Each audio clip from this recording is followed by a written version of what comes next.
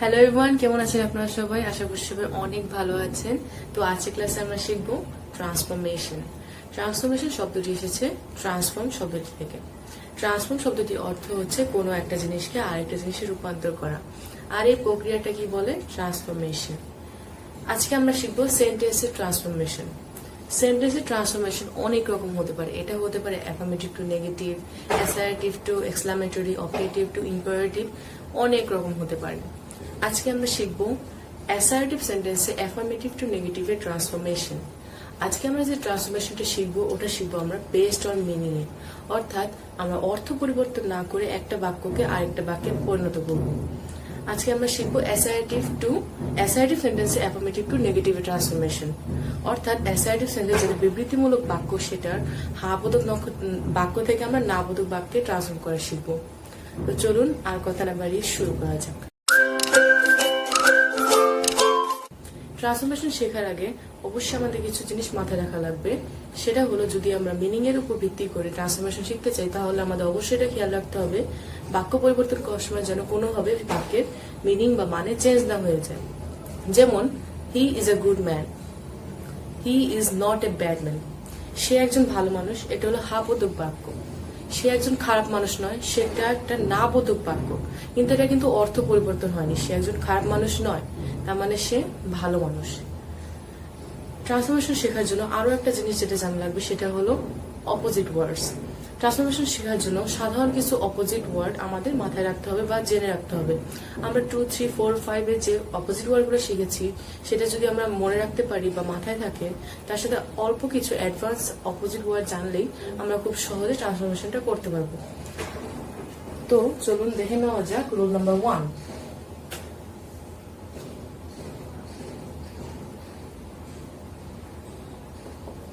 Rule number 1 এ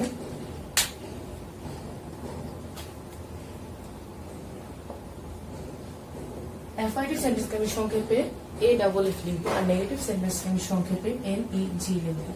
affirmative সেন্টেন্সে যদি only অথবা অ্যালোন থাকে এবং সেটা যদি কোনো ব্যক্তিকে নির্দেশ করে,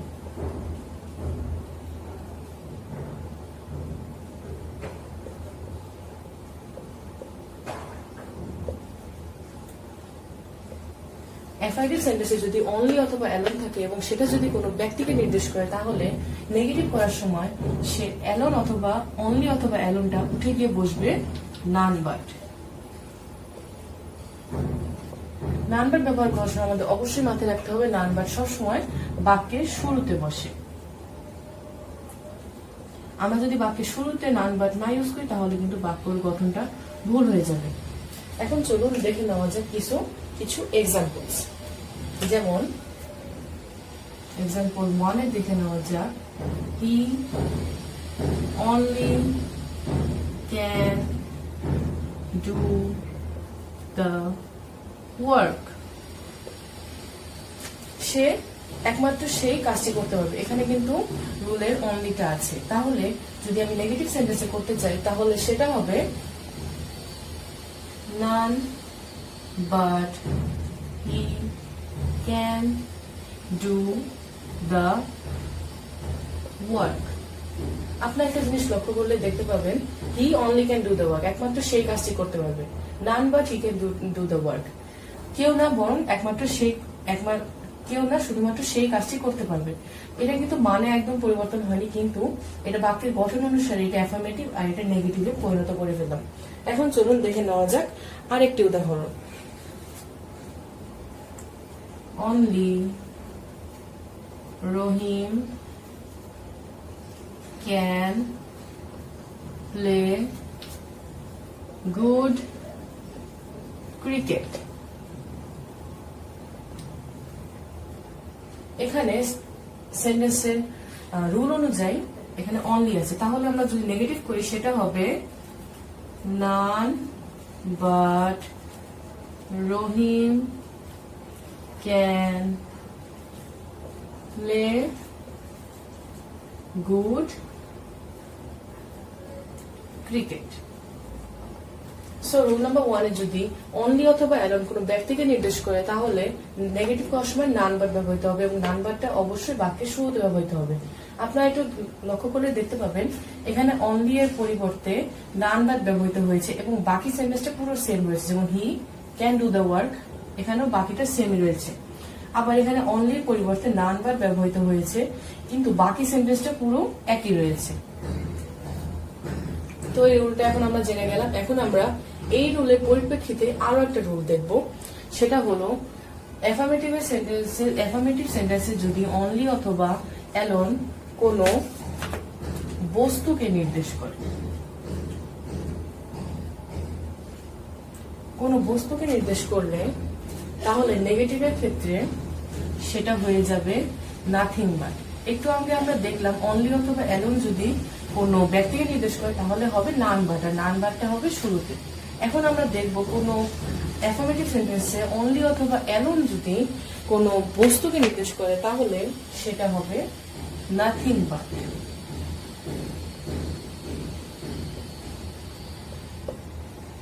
এখন কিছু এক্সাম্পল দেখে নেওয়া যাক।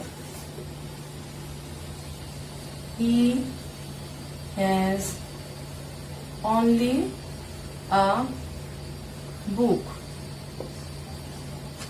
তাহলে নেগেটিভ করার সময় এটা হয়ে যাবে he has nothing but a book. এখানে আপনারা একটু লক্ষ্য করে দেখতে পাবেন আমরা যে অনলিটা আছে এটা কিন্তু বুকটাকে নির্দেশ করছে, আর বুকটা হলো একটা অবজেক্ট বা বস্তু। তো যার কারণে অনলিটা যেহেতু একটা বস্তুকে নির্দেশ করছে তার জন্য আমরা ব্যবহার করেছি এই রুলটা।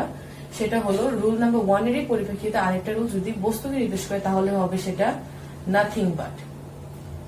বাকি পুরো সেন্টেন্সটা কিন্তু আপনারা লক্ষ্য করলে দেখতে পাচ্ছেন যে পুরো সেন্টেন্সটা একেবারে সেম রয়েছে। He has a book. He has a book. একই রয়েছে। এখন আমরা দেখে নিই আরেকটা রুল, আরেকটা এক্সাম্পল। আরেকটা এক্সাম্পল হলো he only plays cricket. He only plays cricket. এখন এখানেও কিন্তু রুল অনুযায়ী অনলি আছে এবং অনলিটা ক্রিকেটকে নির্দেশ করছে, তাহলে এখানে হবে he plays nothing but cricket. এখানে আমরা অনলি এর পরিবর্তে নাথিং বাট ব্যবহার করলাম, আর বাকি পুরো সেন্টেন্স স্ট্রাকচারটা একেবারে সেম রয়ে গেল। তো আমরা আরো একটা রুল দেখে নিলাম। এটা যদি বস্তুকে নির্দেশ, অ্যাফার্মেটিভ সেন্টেন্সে অনলি অথবা অ্যালোন যদি কোনো বস্তুকে নির্দেশ করে, নেগেটিভ সেন্টেন্সে সেটা হবে নাথিং বাট, আর অনলি এর পরিবর্তে নাথিং বাট ব্যবহার করব, আর বাকি পুরো সেন্টেন্সের স্ট্রাকচারটা সেম থাকবে, অর্থাৎ কোনো পরিবর্তন ঘটবে না। এখন আমরা এই রুলের পরিপ্রেক্ষিতে আরো একটা রুল দেখব, সেটা হচ্ছে যদি কোনো সংখ্যাকে নির্দেশ করে। বস্তুর পরিবর্তে আমরা এখন দেখব যে অ্যাফার্মেটিভ সেন্টেন্সে যদি অনলি অথবা অ্যালোন থাকে এবং সেটি যদি কোনো সংখ্যাকে নির্দেশ করে তাহলে সেক্ষেত্রে আমরা কিভাবে অ্যাফার্মেটিভ থেকে নেগেটিভে পরিণত করব। তো এই রুলটিও অনেক সহজ। আসলে এই রুলের একটা রুলের পরিপ্রেক্ষিতে অনেকগুলো সাব রুল আমরা দেখে ফেললাম, 3টা ছোট ছোট এটার ভিত্তিতে দেখে ফেললাম। অনলি অথবা অ্যালোনে যদি সংখ্যাকে নির্দেশ করে তাহলে আমরা সেখানে ব্যবহার করব নট মোর দেন অথবা নট লেস দেন। যদি অনলি অথবা অ্যালোন কোনো সংখ্যাকে নির্দেশ করে আমরা খুব সহজেই নট মোর দেন অথবা নট লেস দেন ব্যবহার করি করতে হবে। চলুন তাহলে একটা উদাহরণ দেখে নেওয়া যাক। He is only 4। এখানে 4 বলতে তার বয়সটা বোঝাইছে, সে মাত্রই 4 বছর। তাহলে এটাকে যদি আমি নেগেটিভে করতে যাই তাহলে হবে হি ইজ নট মোর দেন 4। এখানে আপনারা দেখতে পাচ্ছেন এখানে আমি অনলি এর পরিবর্তে নট মোর দেন ব্যবহার করেছি। আপনারা এখানে চাইলে নট লেস দেন ব্যবহার করে করতে পারবেন। হি ইজ নট লেস দেন 4।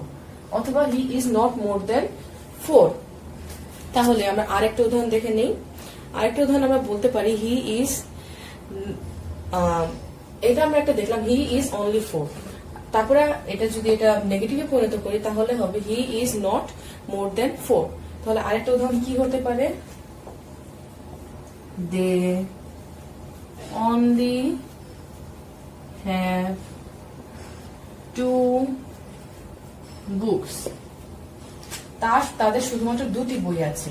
তাহলে যদি নেগেটিভে পরিণত করি, এখানে যেহেতু অনলি আছে তাহলে আমরা সেই পরিবর্তে লিখতে পারি they have not more than 2 books. এখানে কিন্তু আমরা অনলি পরিবর্তে চাইলে নট লেস দেনও ব্যবহার করতে পারতাম, কোনো সমস্যা নাই। আমরা নট মোর দেন অথবা নট লেস দেন যে কোনো একটি ব্যবহার করলেই পারি। তো এখানে আমরা কিন্তু আপনারা দেখতে পাচ্ছেন যে হি ইজ 4, হি ইজ 4, বাকি সেন্টেন্সের স্ট্রাকচারটা কিন্তু একেবারে সেম থাকছে, কোনো পরিবর্তন ঘটছে না। শুধুমাত্র অনলি এর পরিবর্তে হ্যাভ নট মোর দেন হচ্ছে।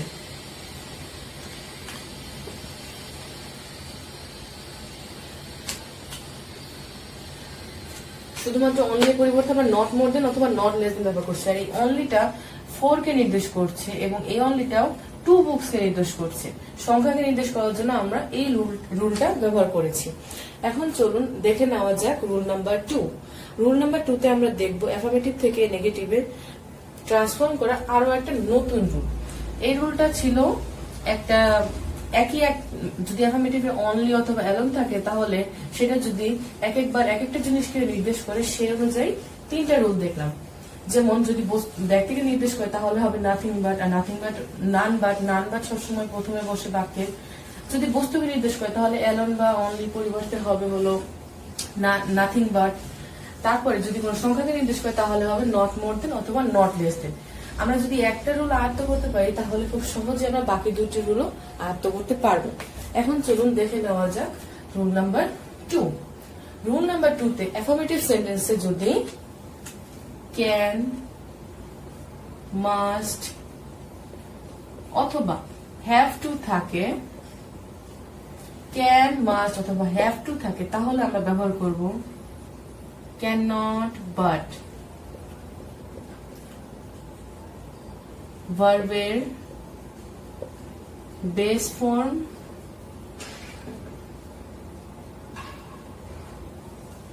অথবা cannot have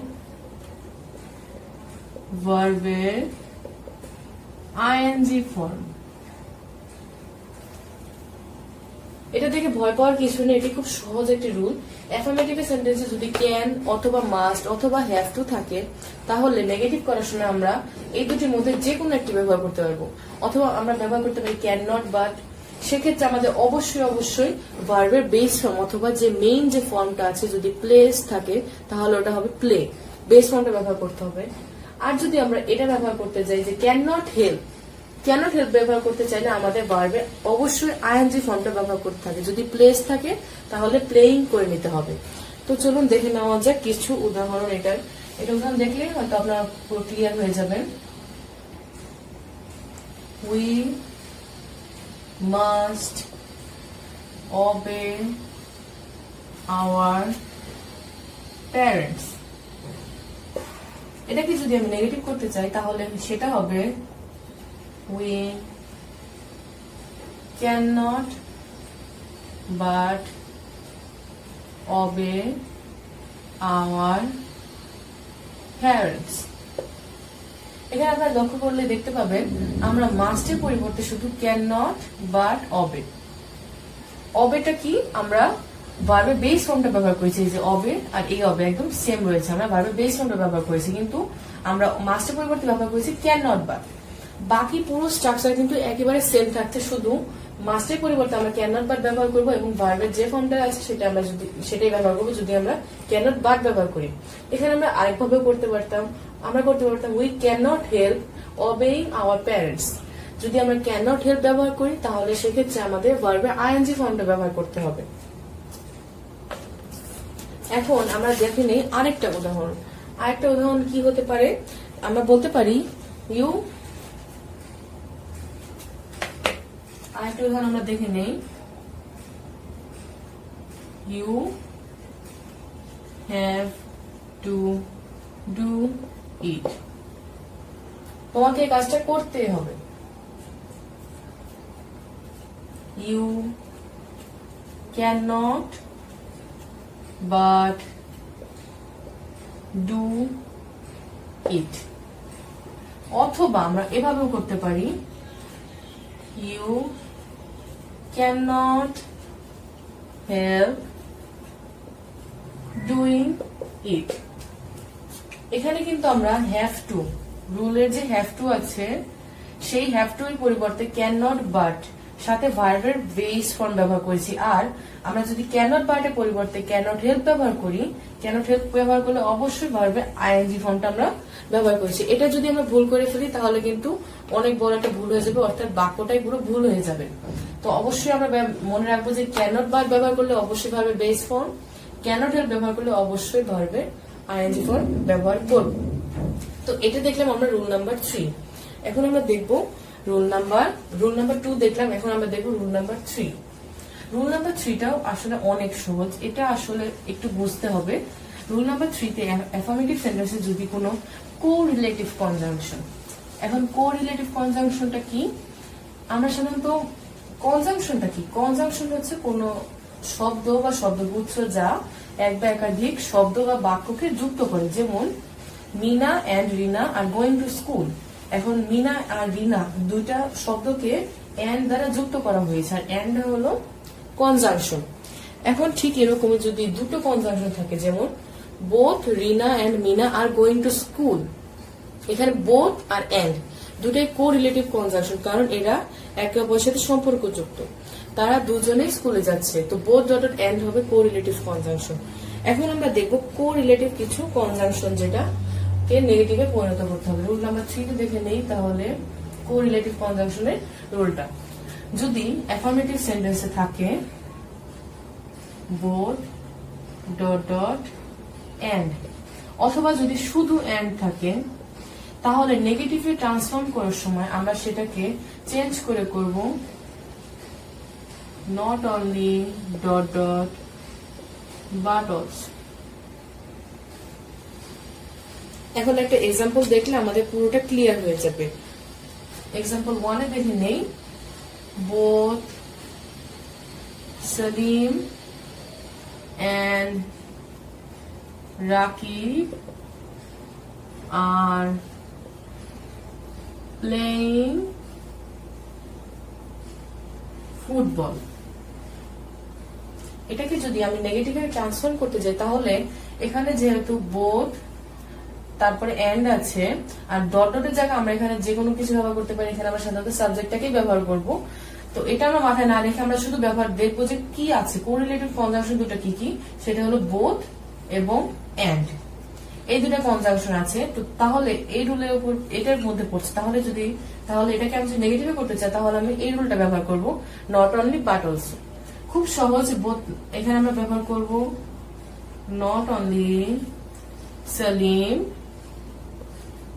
but also Rakib are playing football। এখানে কিন্তু আপনারা দেখতে পাচ্ছেন আমি বোথ আর এন্ড এর পরিবর্তে নট অনলি বাট অলসো ব্যবহার করেছি। বাকি পুরো সেন্টেন্সটা কিন্তু স্ট্রাকচার কিন্তু একেবারে সেম থাকছে, যেমন Selim dot dot Rakib are playing football. এখানে দেখেন Selim Rakib are playing football, বাকি পুরোটা সেম থাকছে, শুধুমাত্র বোথ আর এন্ড এর পরিবর্তে আমরা নট অনলি বাট অলসো ব্যবহার করছি। এটাও কিন্তু খুবই সহজ একটা মানে রুল, এটা একটু মাথায় রাখলে হয়ে যাবে, কয়েকবার রিভিশন দিলে মনে থাকবে। আরেকটা উদাহরণ দেখে নেওয়া যাক।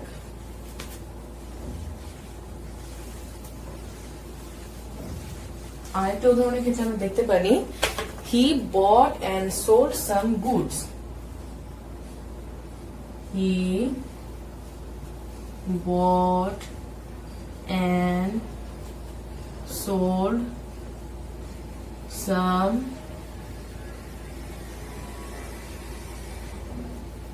goods. এই সেন্টেন্সটি মানে কি? এই সেন্টেন্সটি মানে হচ্ছে সে একসাথে কিছু জিনিস কিনলো এবং বিক্রি করলো। তাহলে নেগেটিভে পরিবর্তন করতে হলে আমরা কি করতে পারি? এখানে আবার আমরা এন্ড ব্যবহার করেছি, অর্থাৎ শুধু এন্ডটা। এখানে বোথ ডট এন্ডটা ব্যবহার করেছি, তাতেও সেন্টেন্সের স্ট্রাকচারে একটু পরিবর্তন হলো। এখানে যেহেতু বোথ নাই, তাতেও কোনো সমস্যা নেই। নেগেটিভ করার সময় ঠিক সেই রুলটি ব্যবহার করবো, সেটা হলো নট অনলি বাট অলসো। তো আমরা ব্যবহার করতে পারি হি not only bought but also sold some goods. এখানে কিন্তু আমরা এন্ড এর পরিবর্তে নট অনলি বাট অলসো ব্যবহার করেছি। বাকি পুরো সেন্টেন্সের স্ট্রাকচার কিন্তু আগের মতোই সেম রয়েছে। তো এখন আমরা দেখে ফেলাম রুল নাম্বার 3ও। রুল নাম্বার 3 তে অ্যাফার্মেটিভ সেন্টেন্সে যদি বোথ ডটেড এন্ড থাকে অথবা শুধু এন্ড থাকে, নেগেটিভ করার সময় আমরা খুব ইজিলি ব্যবহার করতে পারি নট অনলি ডটেড বাট। এখন চলুন দেখে নেওয়া যাক রুল নাম্বার 4। রুল নাম্বার 4 এ অ্যাফার্মেটিভ সেন্টেন্সে যদি এ অথবা অল অথবা এভরি থাকে, নেগেটিভ সেন্টেন্সে সেটা হয়ে যাবে there is no dot dot but. There is no dot dot but. Affirmative সেন্টেন্সে এ অথবা অল অথবা এভরি থাকলে সেটা নেগেটিভ সেন্টেন্স নেগেটিভে ট্রান্সফার করার সময় সেটা হয়ে যাবে there is no dot dot but. এখন একটা উদাহরণ দেখে নেওয়া যাক। উদাহরণ এক্সাম্পল 1, দেয়ার ইজ নো এটা হবে হলো এভরি মাদার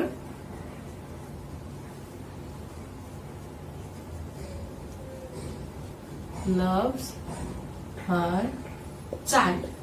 এখন যদি আমি অ্যাফার্মেটিভ সেন্টেন্স আমরা দেখতে পাচ্ছি every mother loves her child. এখন এখানেও এভরি আছে, এখানেও এভরি আছে। তো আমরা যদি এই রুল অনুসারে যদি এভরি থাকে তাহলে আমরা ব্যবহার করব there is no dot dot but. তাহলে সেই রুলটা যদি আমরা ফলো করি তাহলে আমরা দেখতে পাচ্ছি এভাবে হবে সেন্টেন্সটা, there is no mother but loves her child. এখানে কিন্তু এই এভরি এর পরিবর্তে there is no dot dot but বসে গেছে। আর বাকি মাদার লাভস হার চাইল্ড পুরোটা সেম আছে। অর্থাৎ এইখানেও শুধুমাত্র রুল অনুযায়ী ওয়ার্ডটা চেঞ্জ হয়ে যাচ্ছে, কিন্তু সেন্টেন্সের স্ট্রাকচারটা একদম একই থাকছে। এখন আমরা আরেকভাবে দেখে নেই, এভাবেও করা যায় যদি আমরা এই রুলটা ফলো না করি। এই রুল ফলো না করে আরেকভাবে যেটা করা যায় সেটা হলো, এখানে আমরা যেভাবে হু বাট ব্যবহার করেছি সেক্ষেত্রে আমরা হু ব্যবহার করব এবং হুর পরে ডাজেন্ট ব্যবহার করব। তো রুলটা দেখে নেই, there is no mother who doesn't love her child. এখানে আপনারা দেখতে পাচ্ছেন আমরা কিন্তু এই রুলটা ব্যবহার করিনি, আমরা বাটের পরিবর্তে হু ডাজেন্ট ব্যবহার করেছি। আমরা যদি এভাবেও করি তাহলেও কিন্তু সেন্টেন্সটা পুরো ঠিক থাকছে। তাহলে আমরা দেখতে পারি দেয়ার ইজ নো এটা সেম থাকছে, কিন্তু বাটের পরিবর্তে হয়ে যাচ্ছে হু ডাজেন্ট। তাহলে এখন যেহেতু আমরা এখানে ডাজেন্ট ব্যবহার করেছি তার জন্য আমার এখানে এস বা ইএসটা উঠে গিয়ে শুধুমাত্র বেস ফর্মটা বসে গিয়েছে। এখন আমরা এই দুইভাবে না করে আমরা আরো একটা ভাবে করতে পারি যেটা এই রুলটাকে ফলো করে না। ওটাও ভুল না, এটাও ঠিক আছে, আমরা এভাবেও করতে পারি। সেটা হবে no mother hates her child. এখানে রুলটা হলো এমন, সাবজেক্টের আগে নো বসবে এবং যে ওয়ার্ডটা থাকবে যেমন লাভস তার অপোজিট ওয়ার্ড হবে হলো হেটস। আমি যেভাবে ভিডিওর প্রথমে বলেছিলাম কিছু অপোজিট ওয়ার্ড শিখতে হবে, এখানে কিন্তু আপনারা দেখতে পাচ্ছেন আমাদের কিন্তু অপোজিট ওয়ার্ড লাগছে, যেমন লাভস এর পরিবর্তে হেটস। এই অপোজিট ওয়ার্ডটা আমরা না জানলে কিন্তু খুব সুন্দরভাবে এই ট্রান্সফরমেশনটা করতে পারতাম না। তাহলে এই ট্রান্সফরমেশনটা করতে অবশ্যই কিছু অপোজিট ওয়ার্ড জানতে হবে। সেটা হলো আমরা এখানে নো ব্যবহার করেছি, তারপরে সাবজেক্ট, তারপরে যে অ্যাফার্মেটিভ ওয়ার্ডটা আছে সেটার অপোজিট ওয়ার্ড ব্যবহার করে বাকিটা সেম আছে। তো আমরা এই একটা সেন্টেন্সকে 3 ভাবে করতে পারলাম। 3 ভাবে কি কি আরেকবার একটু দেখে নেওয়া যাক। There is no mother but loves her child, এটা এই রুলটাকে ফলো করেছে, এই রুল অনুযায়ী একটা করলাম। তারপর আরেকটা কি, there is no mother who doesn't love her child, এখানে বাটের পরিবর্তে হু ডাজন্ট, সাথে যেহেতু আমি ডাজন্ট ব্যবহার করেছি সে তার জন্য এস বাই এস ফর্মটা উঠে গিয়েছে। আরেকটা যেটা কোনো রুলই ফলো করে না, এইভাবেও করলে সেন্টেন্সটা বেসড অন মিনিং এর ট্রান্সফরমেশন ঠিক থাকে, সেটা হলো no mother hates her child.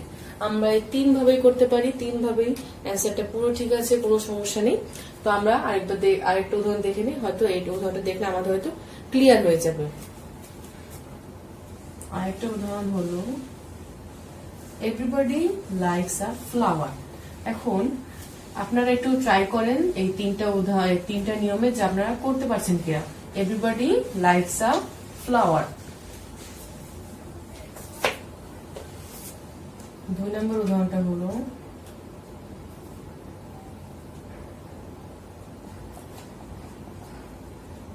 everybody likes a flower। তাহলে নেগেটিভ করার সময় আমরা একটা এ রুল ব্যবহার করে একটা করি। there is nobody but likes a flower। এখন আমরা আরেকটা নিয়ম দেখি, যেটা আমরা আগে দেখেছিলাম, যে বাটের পরিবর্তে হু ডাজন্ট ব্যবহার করে এস ভাবে বেস ফর্ম ব্যবহার করে। there is nobody who doesn't like a flower। আরেকটা রুল ব্যবহার করেও কিন্তু আমরা খুব সহজেই করে ফেললাম। এখানে আমরা বাটের পরিবর্তে হু ডাজন্ট ব্যবহার করেছি এবং ভার্বের এস বা ইএস ফর্ম ব্যবহার না করে ডাইরেক্ট বেস ফর্ম ব্যবহার করেছি, যেহেতু আমরা এখানে ডাজন্ট ব্যবহার করেছি। তো এখন আমরা আরেকটা রুল দেখে, আরেকটা নিয়ম যেটা করেছিলাম ওটা দেখে নেই। nobody dislikes a flower। এখন আপনারা হয়তো ভাবছেন যে লাইকস এর তো পরিবর্তে হেট ব্যবহার করা যায়, কিন্তু না, লাইকের অপোজিট ওয়ার্ড হলো ডিসলাইক। হেট আমরা ব্যবহার করব লাভের অপোজিট ওয়ার্ড হিসেবে, লাভের অপোজিট ওয়ার্ড হিসেবে হেট, লাইকের অপোজিট ওয়ার্ড হিসেবে ডিসলাইক ব্যবহার করব। তো এই রুলটা কি করলাম আমরা, নোবডি নো ব্যবহার করে তারপরে ডিসলাইক মানে এটার অপোজিট ওয়ার্ড ব্যবহার করলাম, বাকি পুরো সেন্টেন্সটা সেম থাকলো। আমরা এই 3 ভাবেই খুব সহজেই অ্যাফার্মেটিভ থেকে নেগেটিভে ট্রান্সফর্ম করতে পারি। এখন আমরা দেখে নিব রুল নাম্বার 4। এখন আমরা দেখব রুল নাম্বার 5। রুল নাম্বার 5টা অনেক সহজ। রুল নাম্বার 5 এ যদি অ্যাফার্মেটিভ সেন্টেন্সে অলওয়েজ থাকে, নেগেটিভ করার সময় তো ওই অলওয়েজটা উঠে গিয়ে বসবে নেভার। যেমন আমরা অনেক সবসময় বলি না, সে আমাকে সব সময় মনে রাখবে। তাহলে আমি যদি এটাকে বাংলায় নেগেটিভ করতে যাই অথবা নাবোধক বাক্যে পরিবর্তন করতে চাই, তাহলে আমি বলবো সে আমাকে কখনোই ভুলবে না। এখানে আমরা কিন্তু সব সময় যেটা ব্যবহার করি সেটাকে ইংলিশে অলওয়েজ, আর কখনোই না সেটাকে আমরা কিন্তু নেভার দিয়ে প্রকাশ করি। এখন রুলটা দেখে নেই। অ্যাফার্মেটিভ সেন্টেন্সে যদি অলওয়েজ থাকে, নেগেটিভ করার সময় সেটা হয়ে যাবে নেভার। আর নেভার ব্যবহার করার সময় অবশ্যই আমাকে অপোজিট ওয়ার্ডটা ব্যবহার করতে হবে, যেটা অ্যাফার্মেটিভ সেন্টেন্সে দেওয়া থাকবে সেই অপোজিট ওয়ার্ড, সেই ওয়ার্ডের অপোজিট ওয়ার্ডটা ব্যবহার করতে হবে, তা না হলে কিন্তু এই সেন্টেন্সটা ভুল হয়ে যাবে। তো একটা উদাহরণ দেখে নেই খুব সহজেই। উদাহরণটা হলো হি ইজ অলওয়েজ রেগুলার। 1 নম্বর উদাহরণ, হি ইজ অলওয়েজ রেগুলার। এখন আমরা দেখতে পাচ্ছি অ্যাফার্মেটিভ সেন্টেন্স অনুযায়ী এখানে কিন্তু অলওয়েজ আছে, সেই অনুযায়ী এখানেও অলওয়েজ আছে। তো আমরা এই রুলটা ব্যবহার করব। তো সেক্ষেত্রে আমরা যদি নেগেটিভ করি তাহলে আমরা করতে পারি he is never irregular.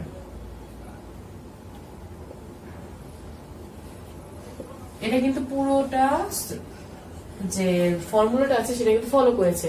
Always এর পরিবর্তে আমি নেভার ব্যবহার করেছি, আর রেগুলারের যে ওয়ার্ডটা আছে সেটার পরিবর্তে কিন্তু আমি ইররেগুলার ব্যবহার করেছি। এক্ষেত্রে কিন্তু আমি আবারও বলে দিচ্ছি, অবশ্যই আমাদের কিছু বেসিক অপোজিট ওয়ার্ড জানতে হবে। কোন কোন অপোজিট ওয়ার্ডের প্রথমে আইআর বসে, কোন কোন অপোজিট ওয়ার্ডের ক্ষেত্রে ইউএন বসে, কোন কোন অপোজিট ক্ষেত্রে ডিস বসে, এগুলো কিন্তু অবশ্যই আমাদের বুঝতে হবে বা শিখতে হবে। তাহলে আরো একটা উদাহরণ দেখে নিই। Never speak, always speak the truth, always speak the truth. এখন যদি আমি এটাকে নেগেটিভে করতে যাই তাহলে আমরা করতে পারি, তাহলে আমরা রুল অনুযায়ী যদি দেখি তাহলে সেটা হবে নেভার স্পিক দ্য লাই, কিন্তু এটা আসলে হবে না, এটা একটু এক্সেপশনাল, এর জন্য আমি দিয়েছি। কারণ কি, ট্রুথের ক্ষেত্রে অবশ্যই ফার্স্টে স্পিক দা বসবে, স্পিক বসবে সাথে দা বসবে। ট্রুথের আগে কখনোই টেল আ বসবে না। ট্রুথের এটা একটা মানে ইংলিশে একটা এক্সেপশনাল ফর্মুলা। তারপরে যদি আমি কিন্তু অলওয়েজ এর পরিবর্তে নেভারটা ঠিকই বসবে, নেভার। এখানে কিন্তু আমি স্পিক দা লাই দিতে পারছি না, এখানে হবে টেল আ লাই, কারণ এটা একটা প্রভার্ব। আমরা ছোটবেলা থেকে শুনে আসছি always speak the truth, never tell a lie. সেক্ষেত্রে কিন্তু আমরা লাই, ট্রুথের অপোজিট ওয়ার্ড লাই কিন্তু ঠিকই ব্যবহার করেছি এবং অলওয়েজ এর পরিবর্তে নেভারও ঠিকই ব্যবহার করেছি। কিন্তু এখানে কিন্তু যদি আমরা স্পিক দ্য লাই দিয়ে দিই তাহলে কিন্তু সেন্টেন্সটা সম্পূর্ণ ভুল হয়ে যায়, কারণ এটা একটা প্রভার্ব আর প্রভার্বে সবসময় সেম থাকবে। তাহলে এটা হবে টেল আ লাই। কিন্তু আবার যদি আমি নেগেটিভ থেকে অ্যাফার্মেটিভ করতে যাই, যদি এটা থাকে নেভার টেল আ লাই, এটাকে যদি আমি অ্যাফার্মেটিভে করতে যাই তাহলে আমার কিন্তু এভাবে পরিবর্তে অলওয়েজ আর লাইয়ের পরিবর্তে ট্রুথ দেওয়া লাগবে, কিন্তু টেলার পরিবর্তে অবশ্যই অবশ্যই অবশ্যই স্পিক দাও ব্যবহার করতে হবে। তা না হলে যদি আমি লিখে দিই অলওয়েজ টেল আ ট্রুথ তাহলে কিন্তু হবে না। তো এটা একটু এক্সেপশনাল, এটা অবশ্যই একটু মাথায় রাখতে হবে। এখন আমরা দেখে নিলাম আমাদের রুল নাম্বার 5। রুল নাম্বার 5 এ ছিল যদি অলওয়েজ থাকে তাহলে তার পরিবর্তে নেভার বসবে, আর নেভার ব্যবহার করলে তার সাথে অ্যাফার্মেটিভ সেন্টেন্সে অপোজিট ওয়ার্ডটা অবশ্যই ব্যবহার করতে হবে। হি ইজ অলওয়েজ রেগুলার, রেগুলারের পরিবর্তে নেভার ব্যবহার করেছি, আর রেগুলারে অলওয়েজ এর পরিবর্তে নেভার ব্যবহার করেছি, আর রেগুলারে অপোজিট ওয়ার্ড হিসেবে ইররেগুলার ব্যবহার করেছি। অলওয়েজ স্পিক দ্য ট্রুথ, এটা এক্সেপশনাল, অলওয়েজ এর পরিবর্তে নেভার ব্যবহার করেছি, ট্রুথের অপোজিট ওয়ার্ড হিসেবে লাই ব্যবহার করেছি, আর স্পিক দা যেটা এটা প্রভাব তার জন্য আমরা চেঞ্জ করে টেল আ ব্যবহার করেছি। তো এইভাবে আমরা আমাদের রুল নাম্বার 5টাও দেখে নিলাম। এখন আমরা দেখবো রুল নাম্বার 6। রুল নাম্বার 6 এ একটু ব্যতিক্রম ধর্মী, মানে এটা এভাবে একটা ফর্মুলা দিয়ে হয় না, এটা একটু বুঝতে হবে। আমাদের অনেক সময় এমন সেন্টেন্স আসে বা এমন ওয়ার্ড আসে যেগুলো কোনো অপোজিট ওয়ার্ড হয় না। যেমন ধরি আমরা স্বাস্থ্য, হেলথ, হেলথের কিন্তু কোনো অপোজিট ওয়ার্ড হয় না। বা ধন, যে টাকা পয়সা, ওটারও কিন্তু ওয়েলথ, ওটা কিন্তু কোনো অপোজিট ওয়ার্ড হয় না। যেমন চেয়ার, টেবিল, এগুলোরও কিন্তু কোনো অপোজিট ওয়ার্ড হয় না। যেসব ক্ষেত্রে অপোজিট ওয়ার্ড হয় না আর যে ক্ষেত্রে আমরা ভার্বটাকেও চেঞ্জ করে নেগেটিভে ট্রান্সফর্ম করতে পারবো না, তো সেই ক্ষেত্রে আমরা কি করতে পারি? সেই ক্ষেত্রে আমরা যদি অ্যাফার্মেটিভ সেন্টেন্সটা থাকে, যে অ্যাফার্মেটিভ সেন্টেন্সই থাকুক, যদি সেটা ট্রান্সফর্ম না করতে পারি, কোনো রুল যদি ফলো না করে, তাহলে অ্যাফার্মেটিভ সেন্টেন্সটাকে আমরা দেখবো আগে যেটাকে আগে কোন রুলে পড়ছে কিনা, বা আমরা নেগেটিভে অন্য কোনো রুলের মাধ্যমে ট্রান্সফর্ম করতে পারছি না। যদি না পারি, নেগেটিভ করার সময় সেটাকে করব নেগেটিভ ইন্টারোগেটিভ।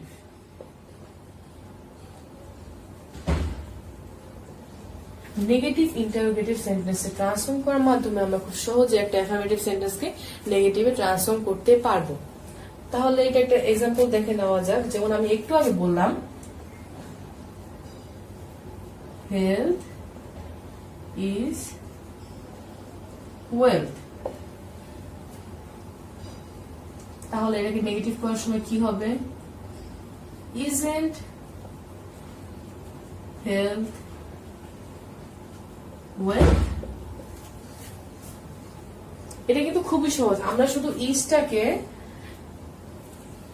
নেগেটিভ ফর্ম করে এটাকে শুধু ইন্টারোগেটিভ করে দিয়েছি, সাথে একটা ইন্টারোগেটিভ মার্ক দিয়েছি। তাছাড়া কিন্তু বাকি পুরোটাই সেম আছে। দেখেন, ইজটাকে ইজেন্ট আর হেলথ ওয়েলথ, হেলথ ওয়েলথ একই আছে।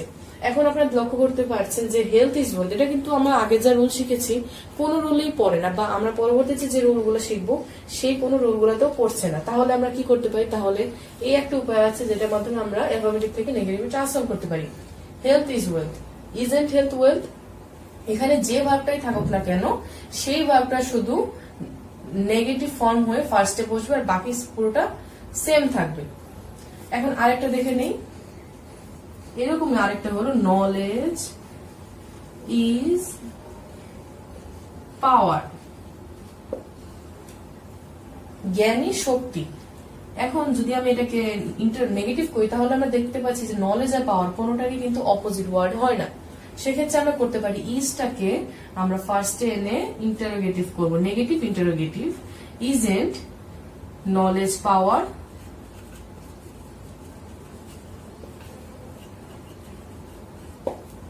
এই যে ইজেন্ট, আর বাকি নলেজ পাওয়ার কিন্তু সেমই থাকছে, শুধু ইজটা প্রথমে বসে যাচ্ছে নেগেটিভ ফর্মে। তো এভাবে আমরা আরো একটা রুল দেখে নিলাম, এটা একটু মনে রাখতে হবে, অ্যাফার্মেটিভ সেন্টেন্সকে মাঝে মাঝে আমাদের নেগেটিভ ইন্টারোগেটিভ, এটা ইন্টারোগেটিভ ঠিক আছে, যদি আমি এখানে দিতাম ইজ হেলথ ওয়েলথ, এখন যদি আমি ইজ ব্যবহার করি তাহলে কিন্তু সেটা অ্যাফার্মেটিভ হয়ে যায়, অ্যাফার্মেটিভ ইন্টারোগেটিভ হয়ে যায়, সেটা কিন্তু আমাদের প্রয়োজন নেই। আমাদের কি দরকার? আমাদের হলো নেগেটিভ করা লাগবে। নেগেটিভ করার জন্য আমরা ইজেন্ট ব্যবহার করেছি, ইজেন্ট হেলথ ওয়েলথ, এটা ইন্টারোগেটিভ হয়ে গেল, তার সাথে সাথে নেগেটিভও হয়ে গেল। আবার এখানে নলেজ, এখানে আমরা ইজ ব্যবহার করেছি, ইজেন্টের ফলে এটা নেগেটিভ হয়ে গেছে আর এটা ইন্টারোগেটিভ হয়ে গেছে। তো অ্যাফার্মেটিভ সেন্টেন্স থেকে আমরা খুব সহজেই নেগেটিভ ইন্টারোগেটিভ করতে পারলাম।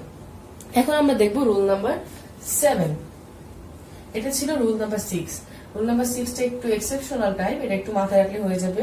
এটা মানে কোন একটা মানে বিশেষ কোনো ফর্মুলা নির্ভর করেন, এটা আমাদের সেন্টেন্স দেখে বুঝতে হবে যে সেটাকে কি নেগেটিভে ট্রান্সফর্ম করা যাচ্ছে, যদি না করা যায় তাহলে আমরা নেগেটিভ ইন্টারোগেটিভ করে খুব সহজেই করতে পারবো। তো চলুন এখন আমরা দেখে নেই রুল নাম্বার 7। এখন রুল নাম্বার 7টা অনেক সহজ, কিন্তু এটা একটু বোঝা লাগবে যে জিনিসটা কি বা কিভাবে হচ্ছে rule number 7-এ।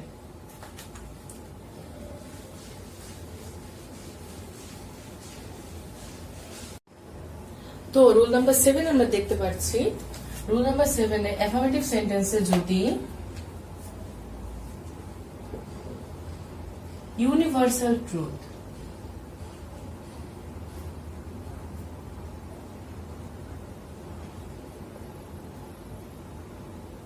Universal truth, true fact অথবা হ্যাবিচুয়াল ফ্যাক্ট থাকে, তাহলে নেগেটিভ করার সময় আমাদের অবশ্যই ফর্মুলাটা মাথায় রাখতে হবে, সেটা হলো subject plus negative form of the sentence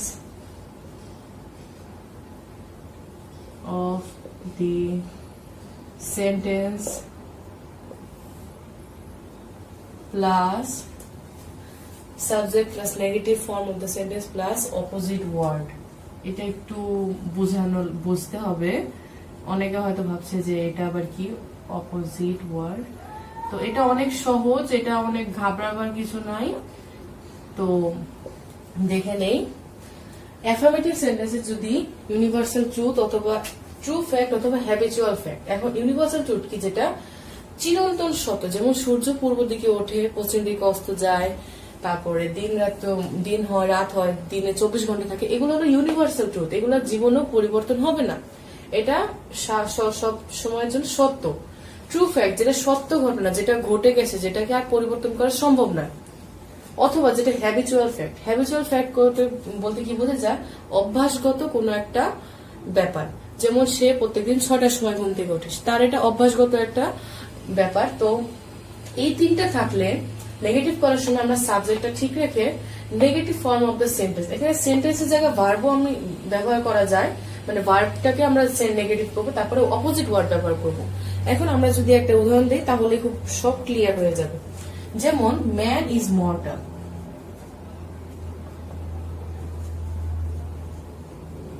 man is mortal, এটা কিন্তু ইউনিভার্সাল ট্রুথের উপর পড়েছে।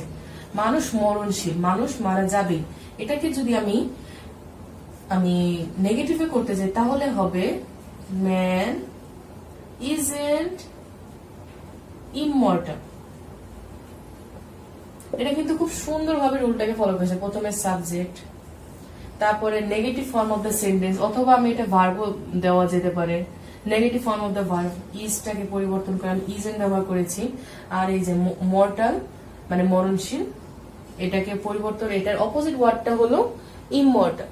তাহলে পুরোটা রুলটা ফলো করেছে। আর এটা কিন্তু খুব সুন্দরভাবে আমরা করে দেখলাম। Man is mortal, man isn't immortal.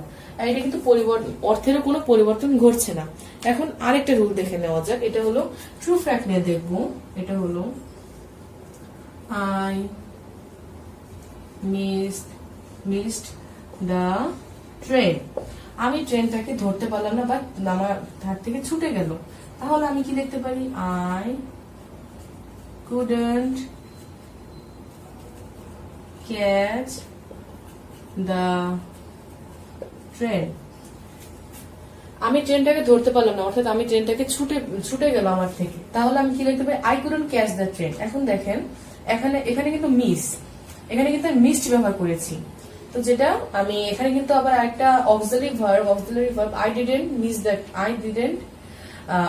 did miss the train। এখন এখানে আমি কিন্তু মিসড ব্যবহার করেছি। এখানে কিন্তু একটা পাস্ট টেন্স হয়েছে। এখন পাস্টের পরিবর্তে কিন্তু আমি এইটা ব্যবহার করেছি, নতুন একটা হেল্পিং ভার্ব এনেছি কুডেন্ট। আর মিসের অপোজিট ওয়ার্ড হলো ক্যাচ। আর বাকি দেখেন সাবজেক্ট, অপোজিট ওয়ার্ড ব্যবহার করলাম, নেগেটিভ ওয়ার্ডটা ব্যবহার করলাম, ট্রেন সব সেম রয়ে গেল।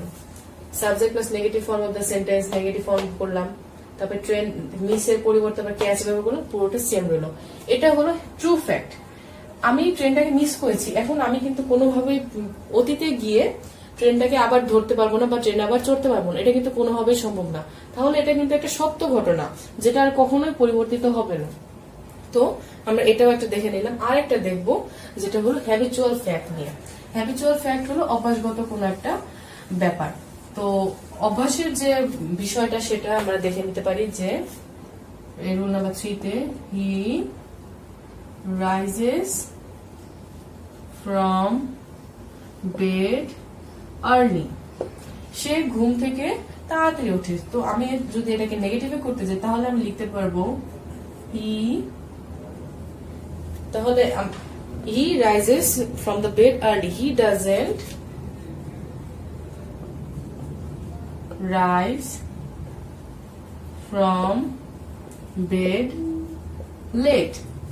এখন কিন্তু এটাও কিন্তু খুব সুন্দরভাবে আমাদের যে রুলটা ফলো করেছে। যেমন নেগেটিভ ক্ষেত্রে সাবজেক্ট আগে বসেছে, নেগেটিভ ফর্ম হবে ভার্বের বা সেন্টেন্সে। এখানে যেহেতু রাইজেস আছে, এস বা ইএস আছে, তার জন্য আমরা ডাজেন্ট ব্যবহার করেছি। বাকিটা ঠিক আছে। আর আর্লির পরিবর্তে কিন্তু আমরা এর অপোজিট ওয়ার্ড লেট ব্যবহার করেছি। এখানে কিন্তু আমরা দেখতে পাচ্ছি খুব সুন্দরভাবে রুলটা ফলো করেছে। তো আমরা আরো এখানে 7টা আজকে রুল দেখলাম, আমরা আরো 7টা রুল দেখবো। তো আজকে ভিডিওটা অনেক বেশি লেন্দি হয়ে যাচ্ছে, এই জন্য আজকে আর দেখাচ্ছি না। এটা আমরা নেক্সট সেকেন্ড পার্টে দেখবো, আমি খুব শীঘ্রই দিয়ে দিব। তো আজকের জন্য এই পর্যন্ত। যদি ভিডিওটা ভালো লাগে অবশ্যই লাইক করবেন। আর যদি কোনো রকমের প্রশ্ন থাকে বা জানার কিছু থাকে অবশ্যই কমেন্ট করে তা জানাবেন, এবং বন্ধু বান্ধবদের সাথে আপনারা শেয়ার করবেন। আর যদি এরকম ভিডিও আরো নতুন নতুন পেতে চান অবশ্যই সাবস্ক্রাইব করে পাশে বেল আইকনটা প্রেস করে রাখবেন। আমাদের ফেসবুক পেজ এবং ফেসবুক গ্রুপের সাথে যুক্ত হয়ে যাবেন। লিংক আমি ডেসক্রিপশন বক্সে দিয়ে দিব। তো দেখা হবে আরো একটি নতুন ভিডিওতে। সবাই ভালো থাকবেন, সুস্থ থাকবেন। বাই।